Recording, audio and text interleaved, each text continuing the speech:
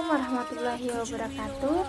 Perkenalkan, nama saya Rahayu Deksari, mahasiswi aktif dari Fakultas Ekonomi dan Bisnis Universitas Wiraraja semester 4.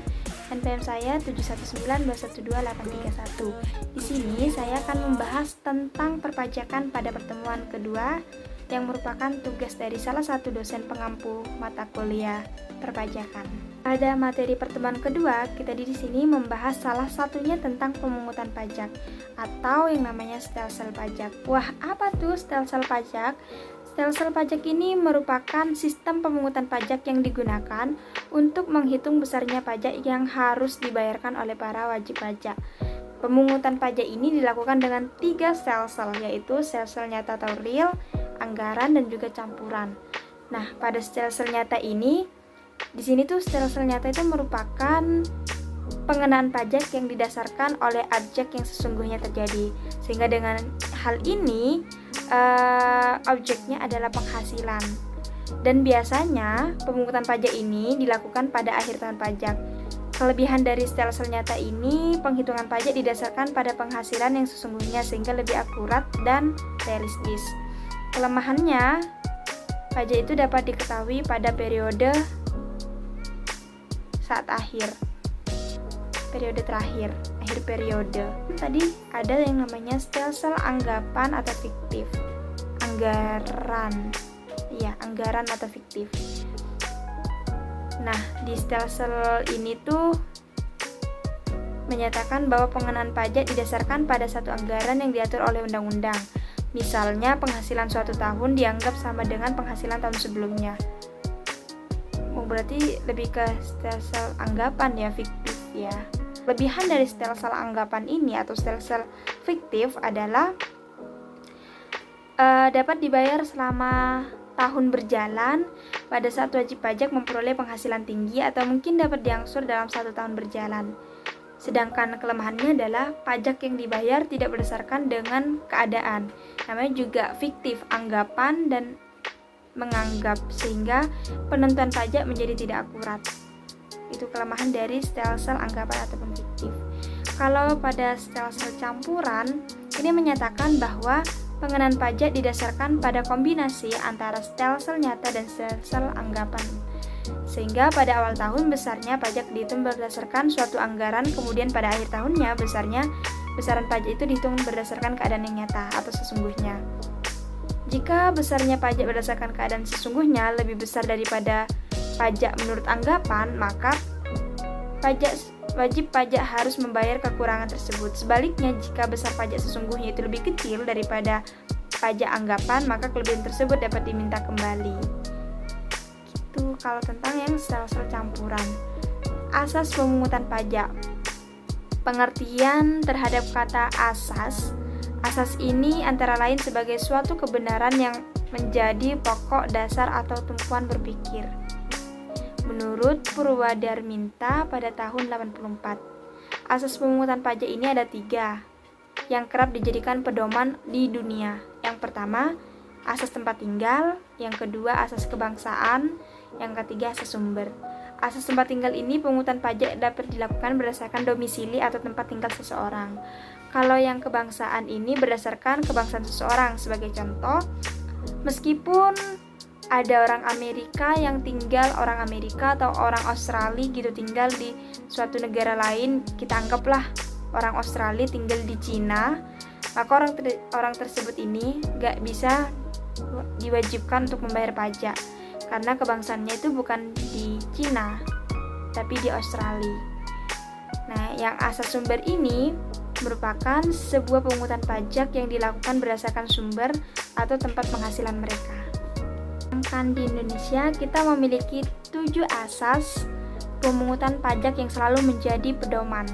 Yang pertama ada asas finansial. Asas finansial ini merupakan asas pemungutan pajak yang dilakukan sesuai dengan finansial ataupun kondisi keuangan. Asas ekonomis. Asas ekonomis ini merupakan hasil pemungutan pajak di Indonesia yang harus digunakan sesuai dengan kepentingan umum. Misalnya, kepentingan umum ini yang dimaksud adalah kepentingan rakyat secara menyeluruh. Sehingga pajak ini juga tidak boleh menjadi penyebab merosotnya kondisi perekonomian masyarakat. Bahkan, Dengan adanya pemanfaatan hasil pajak, diharapkan pemerintah bisa membangun negeri ini secara maksimal tanpa harus mendapatkan pembiayaan melalui skema lain seperti uang luar negeri. Yang ketiga, ada asas yuridis.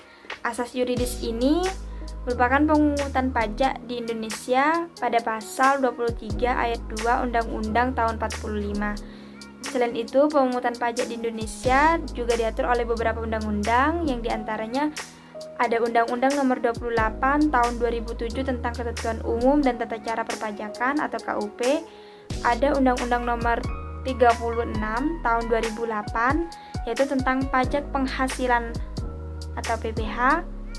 Yang ketiga, juga ada Undang-Undang Nomor 19 Tahun 2000, asasnya sampai 3. Selanjutnya, asas yang nomor 4 adalah asas umum. Asas umum ini merupakan asas pemungutan pajak yang selanjutnya yang berdasarkan atas keadilan umum. Artinya, baik pemungutan maupun penggunaan pajak memang dirancang dari dan untuk masyarakat Indonesia. Yang kelima, ada asas kebangsaan. Asas kebangsaan ini merupakan gimana tentang setiap orang yang lahir dan tinggal di Indonesia maka wajib membayar pajak sesuai ketentuan yang berlaku di negeri ini. Berdasarkan asas kebangsaan pula, warga asing yang tinggal atau berada di Indonesia selama lebih dari 12 bulan atau 1 tahun tanpa pernah sekalipun meninggalkan negeri ini wajib dikenai pajak selama penghasilan yang mereka dapatkan bersumber dari Indonesia. Yang keenam, ada asas sumber. Asas sumber ini merupakan dasar pemungutan pajak sesuai dengan tempat perusahaan berdiri atau tempat tinggal wajib pajak. Jadi pajak yang dipungut di Indonesia hanya diberlakukan untuk orang yang tinggal dan bekerja di Indonesia. Yang ketujuh, ada asas wilayah. Asas wilayah ini berlaku berdasarkan wilayah tempat tinggal wajib pajak. Contohnya, Bu Laila merupakan warga negara Indonesia yang tinggal di Taiwan. Maka, menurut asas wilayah, Bu Laila tidak wajib pajak oleh pemerintah Indonesia. Sebaliknya, jika ada orang luar negeri, anggap Bu Laila ini dari asing, dari Cina atau Tokyo atau Taiwan, terus tinggal di Indonesia dalam jangka waktu tertentu, maka WNA tersebut diwajibkan dikenai pajak berdasarkan hukum yang berlaku di negeri ini. Selanjutnya, sistem pemungutan pajak ini di Indonesia berlaku 3 jenis kan, self-assessment system, official assessment system, withholding assessment system. Sistem pemungutan pajak merupakan sebuah mekanisme yang digunakan untuk menghitung besarnya pajak yang harus dibayar wajib pajak ke negara. Self-assessment system ini merupakan sistem pemungutan pajak yang membebankan penentuan besar pajak yang perlu dibayarkan oleh wajib pajak yang bersangkutan. Dengan kata lain, wajib pajak merupakan pihak yang berperan aktif dalam menghitung, membayar, melaporkan besaran pajaknya ke kantor pelayanan pajak atau KPP, ya, atau melalui sistem administrasi online. Nah, yang sudah dibuat oleh pemerintah sekarang sudah banyak banget. Ada situs resmi juga yang udah dibuat pemerintah tentang penghitungan pajak. Kalau nggak salah pernah download di Play Store. Dan peran pemerintah dalam sistem pemungutan pajak ini adalah sebagai pengawas dari para wajib pajak. Self-assessment system ini diterapkan pada jenis pajak pusat. Ciri-ciri pemungutan pajak self-assessment system ini, penentuan besar pajak terutang dilakukan oleh wajib pajak itu sendiri. Wajib pajak berperan aktif dalam menuntaskan kewajiban pajaknya, mulai dari menghitung, membayar, hingga melaporkan pajak. Konsekuensi dari sistem pemungutan pajak self-assessment system ini, wajib pajak memiliki wewenang menghitung sendiri besaran pajak terutang yang perlu dibayarkan, maka wajib pajak biasanya akan mengusahakan untuk menyertakan pajak sekecil mungkin. Yang kedua, official assessment system. Ini merupakan sistem pemungutan pajak yang membebankan wewenang untuk menentukan besarnya pajak terutang pada fiskus atau aparat perpajakan sebagai pemungut pajak. Sistem pemungutan pajak official assessment system ini bisa diterapkan dalam pelunasan pajak bumi bangunan ataupun PBB atau jenis pajak daerah lainnya. Jadi, wajib pajak tidak perlu lagi menghitung pajak terutang, melainkan cukup membayar PBB berdasarkan surat membayar pajak terutang. Ciri-cirinya dari Official Assessment System ini, besarnya pajak terutang dihitung oleh petugas pajak atau aparat perpajakan. Wajib pajak sifatnya pasif dalam perhitungan pajak. Pajak terutang ada setelah petugas pajak menghitung pajak yang terutang dan menerbitkan surat ketetapan pajak. Terus yang ketiga ada withholding system. Withholding system ini besarnya pajak dihitung oleh pihak ketiga yang bukan wajib pajak dan juga bukan aparat perpajakan. Contohnya withholding system ini adalah pemotongan penghasilan karyawan yang dilakukan oleh bendahara instansi tersebut. Hambatan pemungutan pajak. Setelah tadi kita mengetahui, pasti ada yang namanya hambatan. Hambatan terhadap pemungutan pajak ini dapat dikelompokkan menjadi perlawanan pasif dan perlawanan aktif. Perlawanan pasif ini pemungutan pajaknya dalam bentuk pasif merupakan penghindaran yang inisiatif bukan berasal dari kemauan ataupun para wajib pajak. Jadi umumnya ini masyarakat tidak melakukan suatu upaya yang sistematis untuk menghindari dari kewajiban tidak melakukan suatu upaya yang sistematis, sehingga mempengaruhi tingkat kesadaran dan kepatuhan dalam membayar pajak. Struktur ekonomi suatu negara itu mempengaruhi pemungutan pajak di negara tersebut. Contohnya, pajak penghasilan yang diterapkan pada masyarakat agraris. Dalam hal ini, wajib pajak menghitung sendiri, namun menghitung pendapatan neto akan sangat sulit dilakukan oleh masyarakat agraris. Karena itu, timbullah perlawanan pasif terhadap pajak. Namanya perkembangan moral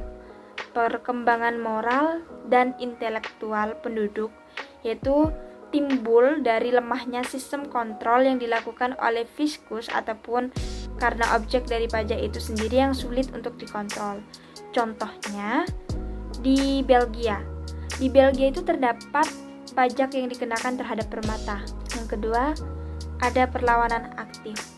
Perlawanan aktif ini merupakan perlawanan yang inisiatifnya berasal dari wajib pajak itu sendiri, melalui serangkaian upaya yang sistematif secara langsung yang bertujuan untuk menghindar dari pajak atau mengurangi kewajiban pajak yang sistematisnya harus dibayarkan, yang semestinya harus dibayarkan. Ada macam-macam atau jenis dalam penghindaran perlawanan aktif. Yang pertama, penggelapan pajak atau tax evasion. Penggelapan pajak ini adalah tindakan pengelakan pajak yang bertujuan untuk menghilangkan dan atau mengurangi jumlah kewajiban membayar pajak dari yang seharusnya terhutang yang dilakukan secara melawan hukum, baik melanggar peraturan perundang-undangan perpajakan. Tindakan ini merupakan tindak pidana di bidang perpajakan karena telah merugikan pendapatan negara. Pengelakan pajak ini dapat dikategorikan menjadi dua, kejahatan dan pelanggaran pajak. Yang kedua, kejahatan pajak atau tax evasions, termasuk dalam pengertian kejahatan pajak, penggelapan dan penyelundupan pajak. Itu upaya-upaya pengelakan dari baik secara sengaja maupun tidak. Sehingga dalam hal ini terjadi penggelapan pajak. Penggelapan pajak adalah perilaku wajib pajak yang salah dan menyimpang karena sanksi berat.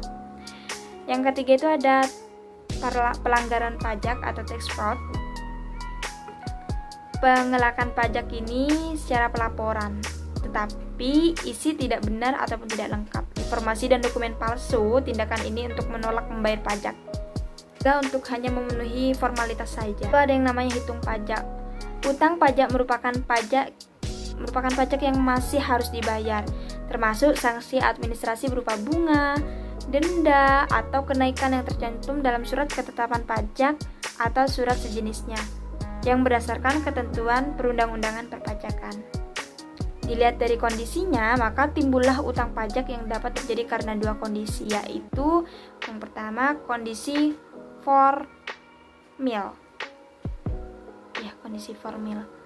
Kondisi ini utang timbul karena petugas pajak mengeluarkan surat ketetapan. Contohnya, pada pelunasan pajak bumi, bangunan PBB, KPP, maka pihaknya yang mengeluarkan surat ketetapan pajak ini berisi besaran pajak terutang setiap tahunnya.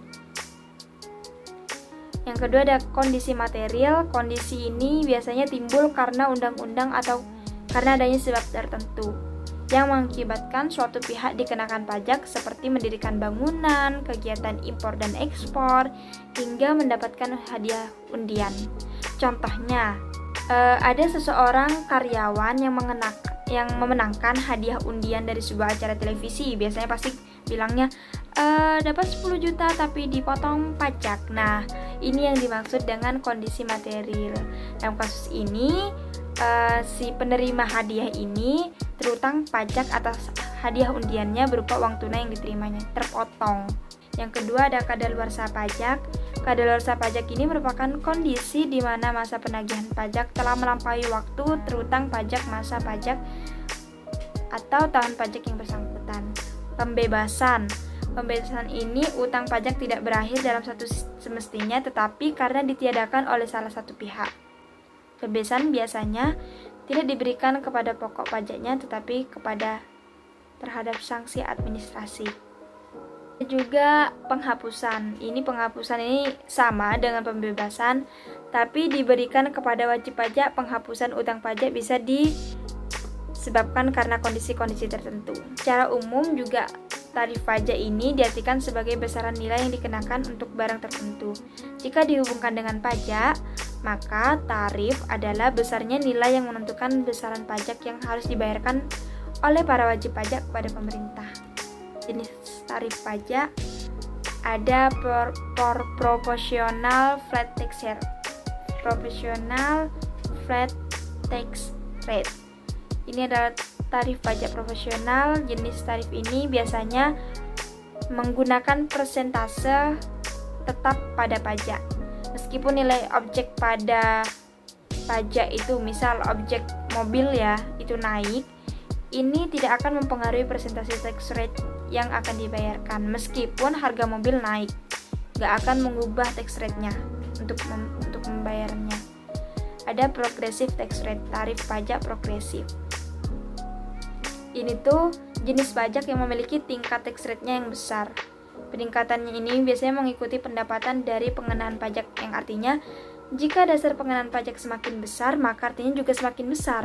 Biasanya itu berlaku pada PPh atau pajak penghasilan. Ada yang ketiga, degressive tax rate, tarif pajak degresif. Ini tuh biasanya merupakan kebalikan dari yang nomor 2 tadi. Jadi kalau yang tadi itu semakin besar, kalau ini malah semakin lebih rendah. Semakin besar pengenaannya pajaknya, maka tarifnya itu akan semakin rendah apabila yang berlaku adalah tarif pajak degresif atau degressive tax rate. Yang keempat ada pajak tetap. Pajak tetap ini dimiliki besaran tarif yang tetap untuk pengenaan pajak. Yang kelima, pajak ad valorem dan spesifik. Biasanya ini berlaku untuk barang impor dan persentasenya tertentu. Biasanya pada beberapa kasus itu dapat dilihat, contohnya beras yang impor itu mendapatkan tarif pajak sebesar 10%. Terima kasih, materinya udah selesai. Saya pamit undur diri. Wassalamualaikum warahmatullahi wabarakatuh.